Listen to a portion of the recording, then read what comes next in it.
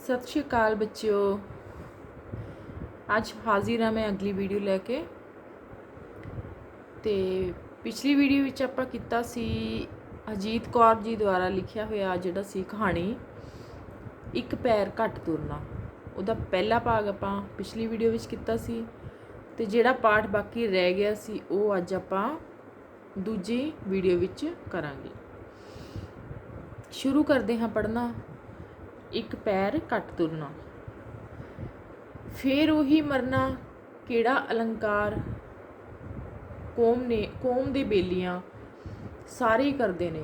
ਚੌਂ ਪਾਸੇ ਦਿਨ ਰਾਤ ਸੋਚ ਕੇ ਫੇਰ ਉਦਾਸ ਹੋਣ ਲੱਗਾ। ਬਹੁਤਾ ਰਾਸ਼ਿਦ ਤੇ ਮਰੀਮ ਬਾਰੇ। ਉਹਦੇ ਆਪਣੇ 2 ਬੱਚੇ ਜਿਹੜੇ ਨਹੀਂ ਸਨ ਰਹੇ। ਉਦੋਂ ਦਾ ਰਸੀਦ ਖੁਦਾ ਨਾਲ ਖਫਾ ਸੀ। ਪਹਿਲੋਂ ਤਾਂ ਬਹੁਤ ਜ਼ਿਆਦਾ ਨਾਰਾਜ਼ ਸੀ ਤੇ ਦਿਨ ਰਾਤ ਉਹਦੇ ਜ਼ਿਹਨ ਵਿੱਚ ਝਗੜਾ ਹੁੰਦਾ ਰਹਿੰਦਾ ਕਿਸੇ ਉਸ ਨਾਲ ਜਿਸ ਨੇ ਉਹਦੀ ਮਰੀਮ ਉਹਦੇ ਕੋਲੋਂ ਖੋਹ ਲਈ ਸੀ। ਪਰ ਮਗਰੋਂ ਉਹਦੇ ਖੁਦਾ ਦੀ ਹੋਂਦ ਨੂੰ ਗੋਲਨੋਂ ਗੁਰੇਜ਼ ਕਰਨਾ ਸ਼ੁਰੂ ਕਰ ਦਿੱਤਾ।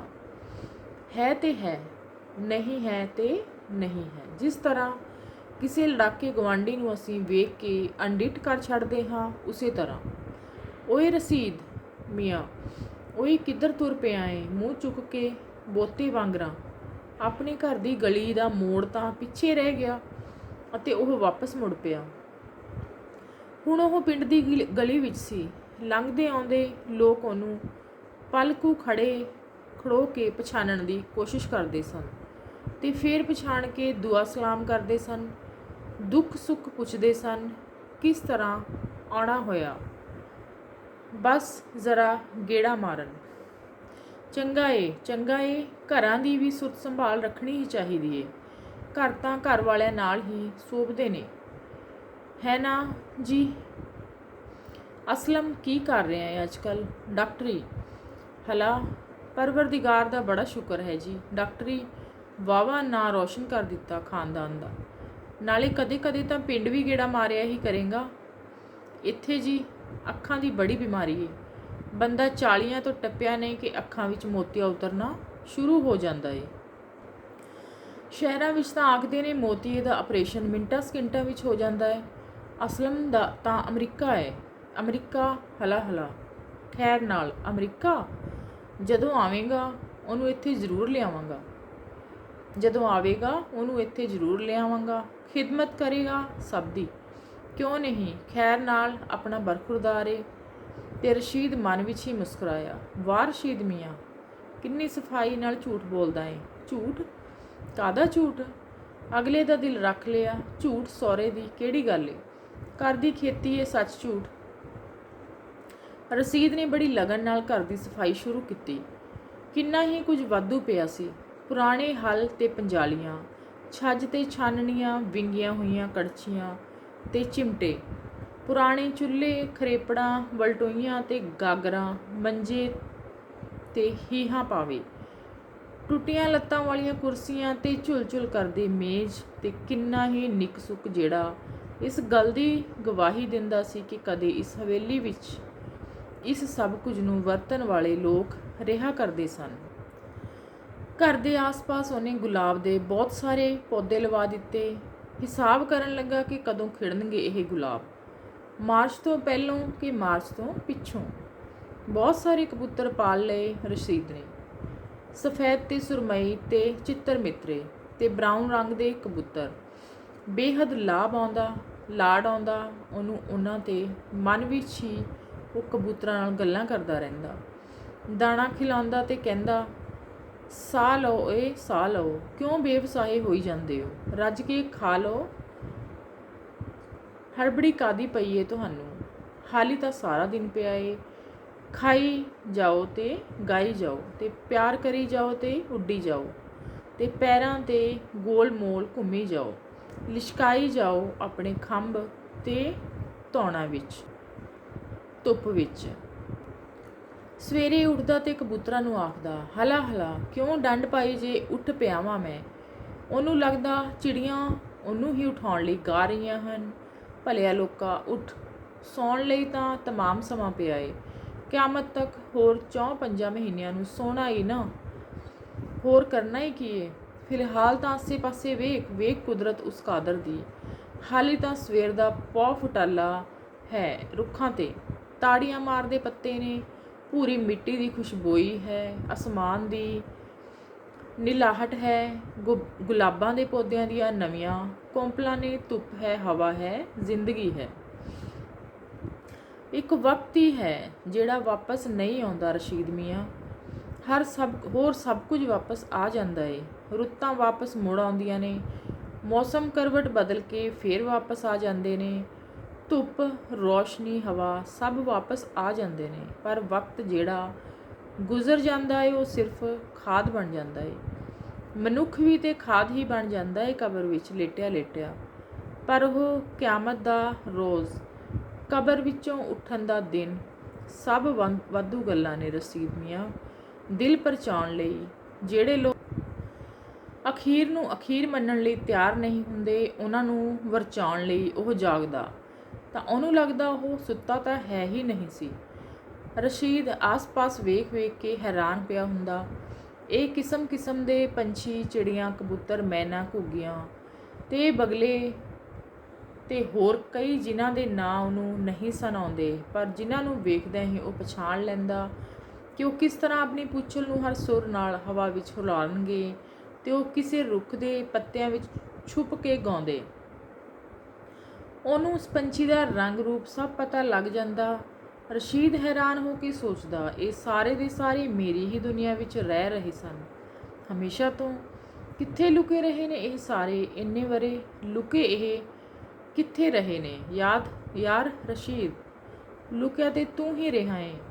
ਇੰਨੇ ਸਾਲ ਜਦੋਂ ਉਹ ਘਰੋਂ ਦਫ਼ਤਰ ਤੇ ਦਫ਼ਤਰੋਂ ਘਰ ਦਾ ਫਾਸਲਾ ਤੈਅ ਕਰਦਾ ਰਿਹਾ ਸੀ, ਜਦੋਂ ਉਹ ਆਪਣੀ ਤਨਖਾਹ ਤੇ ਖਰਚਿਆਂ ਦੇ ਹਿਸਾਬ ਕਿਤਾਬ ਜੋੜਦਾ ਰਿਹਾ ਸੀ, ਜਦੋਂ ਉਹ ਅਫਸਰ ਦੀ ਹਰ ਡਾਂਟ ਨਾਲ ਉਦਾਸ ਹੁੰਦਾ ਰਿਹਾ ਸੀ ਤੇ ਹਰ ਤਰੱਕੀ ਨਾਲ ਖੁਸ਼ ਹੁੰਦਾ ਰਿਹਾ ਸੀ, ਜਦੋਂ ਉਹ ਸਵੇਰੇ ਉੱਠ ਕੇ ਅਖਬਾਰ ਪੜ੍ਹਦਾ ਤੇ ਚਾਹ ਪੀਂਦਾ ਰਿਹਾ ਸੀ, ਬੱਸਾਂ ਲਈ ਕਤਾਰਾਂ ਵਿੱਚ ਖੜੋ ਕੇ ਲੰਮੀ ਇੰਤਜ਼ਾਰ ਕਰਦਾ ਰਿਹਾ ਸੀ, ਪਾਨ ਖਾਂਦਾ ਤੇ ਸਿਗਰਟ ਪੀਂਦਾ ਰਿਹਾ ਸੀ, ਰੋਜ਼ੇ ਰੱਖਦਾ ਤੇ ਈਦ ਮਨਾਉਂਦਾ ਰਿਹਾ ਸੀ, ਰਿਸ਼ਤੇਦਾਰੀਆਂ ਤੇ ਦੋਸਤੀਆਂ ਵਿੱਚ ਹੋਣ ਵਾਲੀਆਂ ਖੁਸ਼ੀਆਂ ਗਮੀਆਂ ਵਿੱਚ ਸ਼ਿਰਕਤ ਕਰਦਾ ਰਿਹਾ ਸੀ, ਲੋੜਵੰਦ ਦੋਸਤਾਂ ਦੀਆਂ ਜ਼ਰੂਰਤਾਂ ਕਦੇ ਫਰਾਖ ਦਿਲੀ ਨਾਲ ਪੂਰੀਆਂ ਕਰਦਾ ਰਿਹਾ ਸੀ ਤੇ ਕਦੇ ਕਮੀਨਗੀ ਨਾਲ ਉਹਨਾਂ ਕੋਲੋਂ ਝੂਠ ਸੱਚ ਬੋਲ ਕੇ ਪੱਲਾ ਛਡਾਉਂਦਾ ਰਿਹਾ ਸੀ।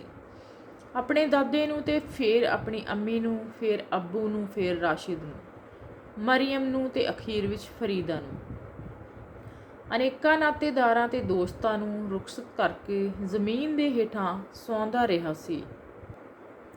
ਉਹਨਾਂ ਤਮਾਮ ਗੁਜ਼ਰੇ ਵਰ੍ਹਿਆਂ ਵਿੱਚ ਇਹ ਤਮਾਮ ਜ਼ਿੰਦਗੀ ਕਿਸ ਤਰ੍ਹਾਂ ਉਹਦੇ ਕੋਲੋਂ ਚੋਰੀ ਜਸ਼ਨ ਮਨਾਉਂਦੀ ਰਹੀ ਸੀ।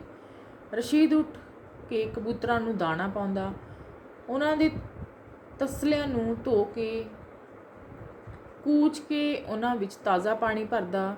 ਗੁਟਰ ਗੂੰ ਕਰਦੇ ਹੋਏ ਉਹ ਆਪਣੇ ਗੁਲਾਬੀ ਪੰਜਿਆਂ ਤੇ ਘੁੰਮ ਘੁੰਮ ਜਾਂਦੇ ਜਿਵੇਂ ਸਿਰਫ ਉਹਦੇ ਲਈ ਹੀ ਨੱਚ ਰਹੇ ਹੋਣ। ਦਾਣਾ ਚੁਗਦਿਆਂ ਉਹਨਾਂ ਦੀਆਂ ਧੌਣਾਂ ਧੁੱਪ ਤੇ ਲਿਸ਼ਕਾਰੇ ਵਿੱਚ ਬੈਂਗਣੀ ਤੇ ਗੁਲਾਬੀ ਭਾ ਮਾਰਦੀਆਂ, ਉਹਨਾਂ ਦੀਆਂ ਗੋਲ ਗੁਲਾਬੀ ਅੱਖਾਂ ਉਹਦੇ ਵੱਲ ਤੱਕ ਤੱਕ ਕੇ ਚਮਕਦੀਆਂ ਤੇ ਫਿਰ ਉਹ ਜ਼ਿੱਦ ਬਜ਼ਿੱਦ ਅਸਮਾਨ ਦੀ ਨੀਲਾਹਟ ਵਿੱਚ ਤੈਰਦੇ। ਰਸ਼ੀਦ ਤੱਕਦਾ ਕਬੂਤਰਾਂ ਦੇ ਜੋੜੇ ਕਿਸ ਤਰ੍ਹਾਂ ਆਪਣੀਆਂ ਚੁੰਝਾਂ ਨਾਲ ਇੱਕ ਦੂਜੇ ਦੀਆਂ ਗਰਦਨਾਂ ਪਲੋਸਦੇ, ਖੰਭਾਂ ਨੂੰ ਦੁਲਾਰਦੇ ਤੇ ਨਿੱਕੇ ਨਿੱਕੇ ਕਾਂਬੇ ਨਾਲ ਕੰਬਦੇ ਰਹਿੰਦੇ। ਰਸ਼ੀਦ ਦੀ ਇੱਕ ਬਿੱਲੀ ਨੇ ਬੱਚੇ ਦਿੱਤੇ ਤੇ ਉਹਨੂੰ ਉਹਨਾਂ ਜੋਗਾ ਦੁੱਧ ਵਧੇਰੇ ਲਿਆਉਣ ਦੀ ਚਿੰਤਾ ਹੋਈ। ਨਿੱਕੇ ਨਿੱਕੇ ਰੂੰ ਦੇ ਗੋੜਿਆਂ ਵਰਗੇ ਬਲੂੰਗੜਿਆਂ ਨੂੰ ਜਦੋਂ ਉਹ ਚੁੱਕਦਾ ਤਾਂ ਉਹਨਾਂ ਦੀਆਂ ਪਸਲੀਆਂ ਉਂਗਲਾਂ ਨੂੰ ਰਗੜਦੀਆਂ। ਪੋਲੇ ਜਿਹੇ ਚੁੱਕ ਰਸ਼ੀਦ ਮੀਆਂ, ਕਿਧਰੇ ਕੋਈ ਪਸਲੀ ਕੜਕ ਕੁੜਕ ਗਈ ਤਾਂ ਹੋਰ ਦਵਾ ਦਾਰੂ ਕਰਨ ਦਾ ਖਲਜਗਣ ਆ ਪਵੇਗਾ। ਚੋਲੀ ਵਿੱਚ ਬਲੂੰਗੜਿਆਂ ਨੂੰ ਰੱਖ ਕੇ ਕਿੰਨਾ ਕਿੰਨਾ ਚਿਰ ਉਹ ਉਹਨਾਂ ਦੀ ਕੂਲੀ ਪਸ਼ਮ ਜਿਹੀ ਪਿੱਠ ਤੇ ਹੱਥ ਫੇਰਦਾ ਰਹਿੰਦਾ। ਬਿੱਲੀ ਉਹਨਾਂ ਦੀ ਮਾਂ ਦੂਰੋਂ ਤੱਕ ਤੱਕ ਕੇ ਨਿਹਾਲ ਹੋਈ ਜਾਂਦੀ। ਉਂਝ ਇੱਕ ਅੱਖ ਵੀ ਰੱਖਦੀ ਉਹ ਉਹਦੇ ਤੇ, ਕਿਧਰੇ ਉਹਦੇ ਬੱਚਿਆਂ ਨਾਲ ਕੋਈ ਉੱਚੀ ਨੀਵੀਂ ਨਾ ਹੋ ਜਾਵੇ। ਮੇਦੇ ਵਿੱਚ ਦਰਦ ਤੇ ਮਰੋੜ ਜਿਹੇ ਜਦੋਂ ਵੀ ਪੈਂਦੇ, ਉਹ ਪੀੜ ਨਾਲ ਦੂਰਾ ਹੋ ਜਾਂਦਾ। ਲੱਗਦਾ ਸਾਰੀ ਦੀ ਸਾਰੀ ਜਾਨ ਜਿਵੇਂ ਗੁੱਛਾ ਹੋ ਕੇ ਉਹਦੇ ਸੜ ਰਹੇ ਮੇਦੇ ਵਿੱਚ ਜਾ ਬੈਠੀ। ਦਵਾਈ ਖਾਣ ਨੂੰ ਕਦੇ ਵੀ ਉਹਦਾ ਦਿਲ ਨਾ ਕਰਦਾ। ਉਹਨੇ ਸੁਣਿਆ ਸੀ ਤੇ ਮਗਰੋਂ ਆਪ ਕਿਤਾਬ ਲੈ ਕੇ ਪੜ੍ਹਿਆ ਵੀ ਸੀ ਕਿ ਇਹਨਾਂ ਦਵਾਈਆਂ ਨਾਲ ਸਭ ਤੋਂ ਪਹਿਲਾਂ ਤਾਂ ਬੰਦਾ ਗੰਜਾ ਹੋ ਜਾਂਦਾ ਏ। ਚਿੜੀ ਦੇ ਨਵੇਂ ਜੰਮੇ ਬੋਟ ਦੀ ਪਿੱਠ ਵਾਂਗੂ ਉਹ ਸੋਚਦਾ ਤੇ ਉਹ ਲਾਡ ਨਾਲ ਆਪਣੇ ਸਿਰ ਦੇ ਸੰਘਣੇ ਵਾਲਾਂ ਵਿੱਚ ਉਂਗਲੀਆਂ ਫੇਰਦਾ ਤੇ ਵਾਲਾਂ ਨੂੰ ਜਿਵੇਂ ਆਖਦਾ, ਚਿੰਤਾ ਨਾ ਕਰੋ, ਤੁਸੀਂ ਹੋਵੋਗੇ ਮੇਰੇ ਨਾਲ ਹੀ ਆਖਰ ਤੱਕ, ਦਵਾਈਆਂ ਦੀ ਐਸੀ ਕੀ ਤੈਸੀ। ਜਦੋਂ ਵੀ ਕਦੇ ਦਰਦ ਵੱਧਦਾ ਜਾਪਦਾ, ਉਹ ਜਾਂ ਤਾਂ ਬਾਹਰ ਕਿਆਰੀਆਂ ਵਿੱਚ ਫੁੱਲਾਂ ਦੀਆਂ 2-4 ਕਲਮਾਂ ਹੋਰ ਲਾ ਲੈਂਦਾ ਤੇ ਫਿਰ ਪੱਤਿਆਂ ਦੇ ਕੁਮਲਾਉਣ ਨੂੰ ਤੇ ਅਗਲੇ ਦਿਨ ਰੋਏ ਹੋ ਜਾਣ ਨੂੰ ਤੇ ਤੀਜੇ ਚੌਥੇ ਦਿਨ ਨਵੀਆਂ ਪੱਤੀਆਂ ਦੇ ਫੁੱਟ ਪੈਣ ਨੂੰ ਤੱਕਦਾ ਰਹਿੰਦਾ, ਜਾਂ ਫਿਰ ਪਿੰਡ ਦੀਆਂ ਗਲੀਆਂ ਵਿੱਚ ਫਿਰਦੀ ਕੋਈ ਨਾ ਕੋਈ ਅਵਾਰਾ ਤੇ ਭੁੱਖੀ ਬਿੱਲੀ ਨੂੰ ਹੀ ਚੁੱਕ ਲਿਆਉਂਦਾ ਤੇ 2 ਕਬੂਤਰ ਹੋਰ ਲੈ ਆਉਂਦਾ, ਤੇ ਜਾਂ ਫਿਰ ਆਂਢ ਗੁਆਂਢ ਦੇ ਬੱਚਿਆਂ ਨੂੰ ਹੀ ਸੱਦ ਕੇ ਉਹਨਾਂ ਨੂੰ ਬਾਤਾਂ ਸੁਣਾਉਂਦਾ ਰਹਿੰਦਾ। ਸਕੂਲੇ ਪੜ੍ਹਦੇ ਮੁੰਡੇ ਕੁੜੀਆਂ ਦਾ ਹੋਮਵਰਕ ਕਰਵਾ ਦਿੰਦਾ। ਕਈ ਵਾਰੀ ਉਹ ਹੈਰਾਨ ਹੋ ਕੇ ਸੋਚਦਾ, ਪਰ ਰਸ਼ੀਦ ਮੀਆਂ, ਤੇਰੀ ਇੱਕ ਗੱਲ ਦੀ ਸਮਝ ਨਹੀਂ ਆਈ ਪਈ, ਤੇਰੇ ਕਲੇਜੇ ਦੀ ਭੀੜ ਨਾਲ ਬੱਚਿਆਂ ਦਾ ਤੇ ਗੁਲਾਬਾਂ ਦਾ ਤੇ ਕਬੂਤਰਾਂ ਦਾ ਤੇ ਬਿੱਲੀਆਂ ਦਾ ਕੀ ਤਾਲੁਕ ਏ? ਰਤਾ ਸੋਚ ਸਾਚ ਕੇ ਸਮਝਾ ਤਾਂ ਸਹੀ। ਐਤਕੀ ਪੀੜ ਦਾ ਤੂਫਾਨ ਉੱਠਿਆ ਤਾਂ ਰਤਾ ਵੱਲ ਹੋ ਕੇ ਉਹ ਕਿਧਰੋਂ ਰੰਗ ਬਰੰਗੇ ਛੋਟੇ ਛੋਟੇ ਤੋਤੇ ਖਰੀਦ ਲਿਆਇਆ ਤੇ ਫਿਰ ਕਿੰਨੇ ਹੀ ਦਿਨ ਉਹ ਉਹਨਾਂ ਲਈ ਖੁੱਲ੍ਹੇ ਮੋਕਲੇ ਪਿੰਜਰੇ ਬਣਵਾਉਂਦਾ ਰਿਹਾ। ਬਾਹਰਲੇ ਲੰਮੇ ਚੌੜੇ ਵਿਹੜੇ ਦੀ ਪੰਥੀ ਕੰਧ ਦੇ ਇੱਕ ਸਿਰੇ ਤੇ ਦੂਜੇ ਸਿਰੇ ਤੱਕ ਪਿੰਜਰੇ ਬਣ ਗਏ ਤੇ ਉਹਨਾਂ ਵਿੱਚ ਰਾਂਗਲੀਆਂ ਕੁੱਜੀਆਂ ਲਟਕਾ ਕੇ ਉਹਨੇ ਤੋਤਿਆਂ ਲਈ ਘਰ ਬਣਾ ਦਿੱਤੇ।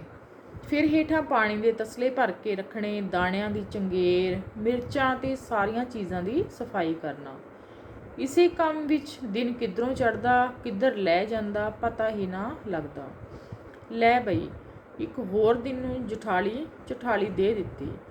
ਐਸਾ ਉੱਲੂ ਬਣਾਇਆ ਕਿ ਚੁੱਪਚਾਪ ਲੈ ਕੇ ਤੁਰ ਗਿਆ। ਵਾਹ ਰਸ਼ੀਦ ਮੀਆਂ, ਜਵਾਬ ਨਹੀਂ ਤੇਰਾ ਵੀ। ਉਹ ਮੁਸਕਰਾਉਂਦਾ।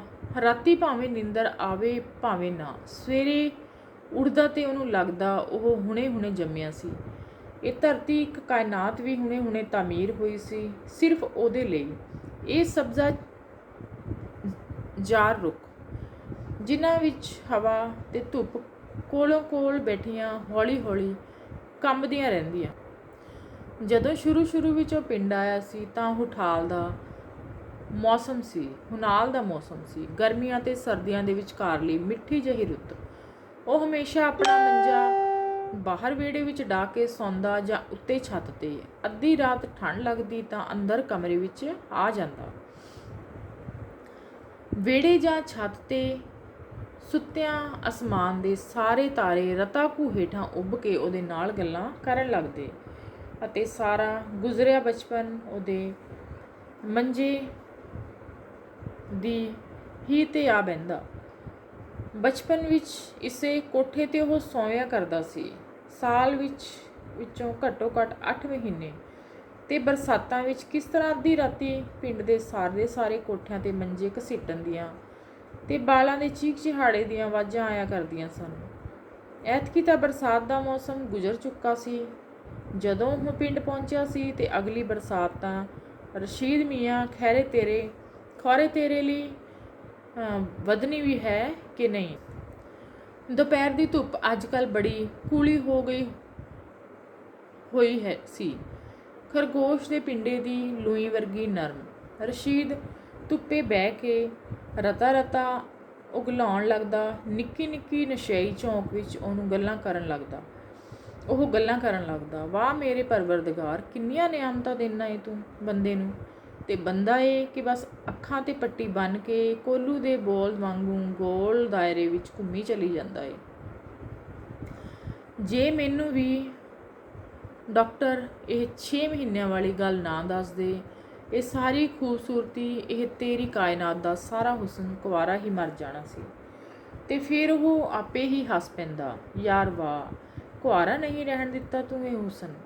ਇੱਕ ਦਿਨ ਉਹਨੇ ਗਵਾਂਢੀਆਂ ਦੇ ਮੁੰਡੇ ਨੂੰ ਵਰਚਾ ਕੇ ਕਿਹਾ, ਕਾਕਾ ਕੱਲ ਸਕੂਲੋਂ ਮੁੜ ਕੇ ਰਤਾ ਮੇਰੇ ਨਾਲ ਲੱਗੀ। ਰਤਾ ਪਿਛਲੇ ਪਾਸੇ ਡੰਗਰਾਂ ਵਾਲੇ ਕੋਠੇ ਦੀ ਸਫਾਈ ਕਰ ਛੱਡੀ। ਅਗਲੇ ਦਿਨ ਉਹ ਉਸੇ ਮੁੰਡੇ ਨਾਲ ਰਲ ਕੇ ਉਹਨੇ ਡੰਗਰਾਂ ਵਾਲੇ ਕੋਠੇ ਦੀ ਸਫਾਈ ਕੀਤੀ। ਇਸ ਕੋਠੇ ਵਿੱਚ ਕਦੇ ਕਿਸ ਤਰ੍ਹਾਂ ਮੱਝਾਂ ਗਾਵਾਂ ਤੇ ਪਿੰਡ ਦੀ ਦੋਧੀਆਂ ਹਵਾੜ ਤੇ ਗਰਮੀ ਘੁੰਮਦੀ ਰਹਿੰਦੀ ਸੀ ਤੇ ਤਾਜ਼ੇ ਗੋਹੇ ਦੀ ਤੇ ਤੂੜੀ ਦੀ ਖੁਸ਼ਬੋਈ। ਸ਼ਾਮ ਵੇਲੇ ਵਲਟੋਈਆਂ ਦੇ ਕੁੰਡੇ ਖੜਕਦੇ, ਪਾਣੀ ਦੀਆਂ ਬਾਲਟੀਆਂ ਦੀ ਵਾਛੜ ਵਲਟੋਹੀ ਵਿੱਚ ਪੈਂਦੀਆਂ, ਤਾਜ਼ੇ ਦੁੱਧ ਦੀਆਂ ਧਾਰਾਂ ਦੀ ਕਰਮਰ ਕਜਲਾਈਆਂ ਅੱਖਾਂ ਵਾਲੇ ਬੱਚੇ, ਜਿਨ੍ਹਾਂ ਦੇ ਗਲਾਂ ਵਿੱਚ ਉਹ ਛੋਟੀਆਂ-ਛੋਟੀਆਂ ਟੱਲੀਆਂ ਦੀਆਂ ਤੇ ਰੰਗ ਬਰੰਗੇ ਮਣਕਿਆਂ ਦੀਆਂ ਮਾਲਾ ਪਾ ਦਿਆ ਕਰਦਾ ਸੀ। ਅੱਜ ਉਸ ਕੋਠੇ ਵਿੱਚ ਕੁਝ ਵੀ ਨਹੀਂ ਸੀ, ਨਾ ਗਰਮਾਈ ਹੋਈ ਹਵਾੜ, ਨਾ ਕੋਈ ਖੁਸ਼ਬੋਈ। ਕਿੰਨਿਆਂ ਹੀ ਸਾਲਾਂ ਤੋਂ ਕੋਈ ਡੰਗਰ ਵੱਛਾ ਨਹੀਂ ਸੀ ਉਸ ਵਿੱਚ।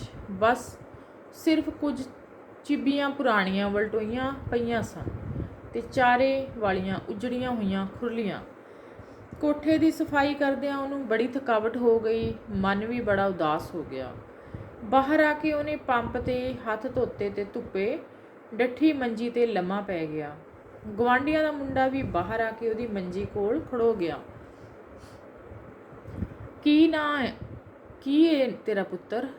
ਜੀ ਸ਼ਾਮ। ਹਲਾ ਸ਼ਾਮ ਦੱਸਿਆ ਸੀ ਤੂੰ ਕੱਲ, ਮੈਂ ਭੁੱਲ ਗਿਆ ਸਾਂ। ਰਸ਼ੀਦ ਮੁਸਕਰਾਇਆ। ਸ਼ਾਮ ਵੀ ਮੁਸਕਰਾ ਪਿਆ।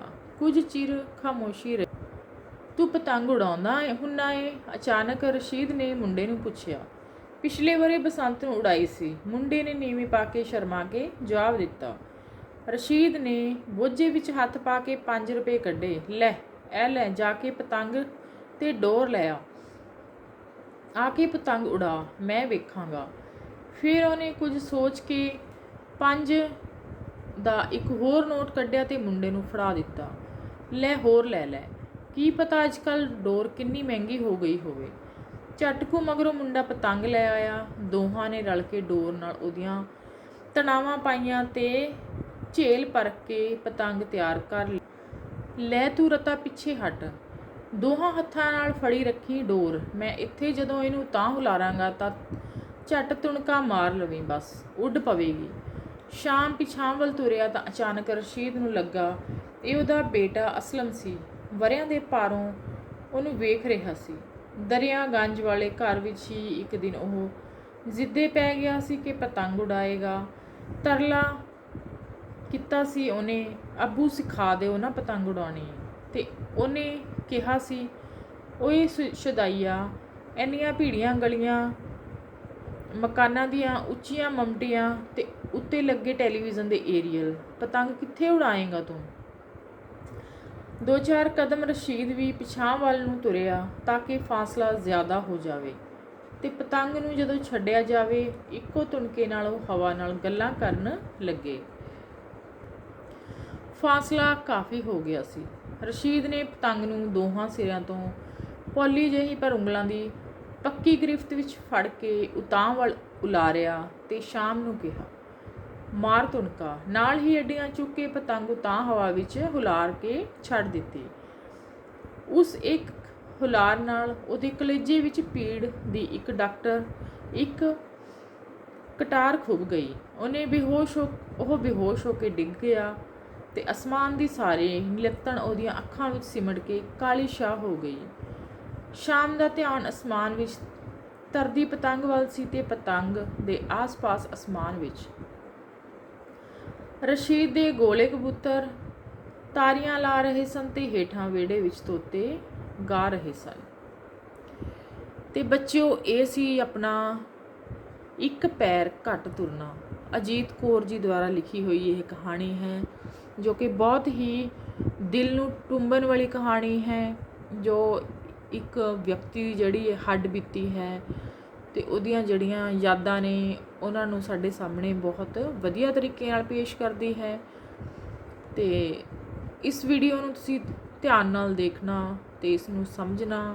ਜੇ ਤੁਹਾਨੂੰ ਇਹ ਚੰਗੀ ਲੱਗੇ ਤਾਂ ਇਸ ਨੂੰ ਲਾਈਕ ਤੇ ਸ਼ੇਅਰ ਜ਼ਰੂਰ ਕਰਨਾ। ਤੇ ਤੇ ਮੇਰੇ ਚੈਨਲ ਨੂੰ ਸਬਸਕ੍ਰਾਈਬ ਕਰਨਾ ਨਾ ਭੁੱਲਣਾ, ਤਾਂ ਕਿ ਆਉਣ ਵਾਲੀ ਜਿਹੜੀ ਮੇਰੀ ਵੀਡੀਓ ਹੈ ਤੁਹਾਡੇ ਕੋਲ ਸਭ ਤੋਂ ਪਹਿਲਾਂ ਪਹੁੰਚ ਸਕਣ। ਧੰਨਵਾਦ। Thank you.